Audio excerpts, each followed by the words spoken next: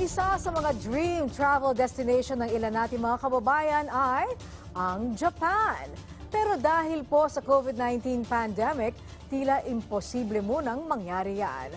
But worry no more dahil ang ilang pasyalan sa Japan, abay makikita na rin pala sa Pilipinas. Kung saan po yan, alamin natin mula kay Debbie Gasinga ng PTV Cordillera. Japan ba kamo? No! Ito ang Bamboo Eco Park na matatagpuan sa lupain ng St. Francis Xavier Seminary sa Litang, Baguio City. Marami na ang dumarayo dito sa pasyalang ito matapos muling buksan sa mga bisita. Bago pumasok ay kailangang pumirma sa logbook ang mga bisita. Kinukuhanan din ang mga ito ng temperatura bilang pag-iingat pa rin sa COVID-19. Nung last kasi na-close ito at hindi na rin kami makapunta. Kaya naghintay kami ng time na makapunta po. Ang mga magkakaibigang ito na pawang estudyante, pinili nilang mamasyal dito sa Eco Park dahil sa magandang tanawin. Bukod pa sa naibibigay nitong refreshing feeling.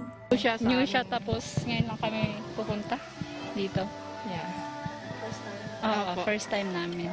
Kailangan lang mo i-maintain jay tsura na dito jay dati ko kasi tak no adumat dagiti umay nga next nga tirista ket makita dai jay talaga nga pintas na kan nga kaslat nga nagadusurat-surat. Una nang isinara ang pasyalan dahil sa pagbabandalismo ng ilang bisita sa mga kawayan. Pininturahan naman ito ng green upang matakpan ang mga naisulat sa kawayan. Dahil dito ay muling pinapaalalahanan ang mga bisita na sumunod sa mga alituntunin at sa pagpapanatili sa kalinisan ng lugar.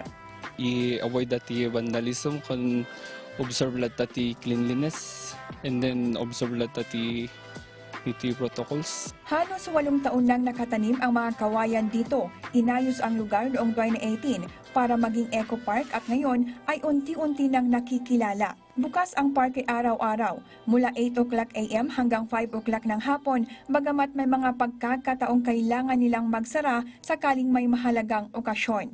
Debbie Gasingan para sa Bayan.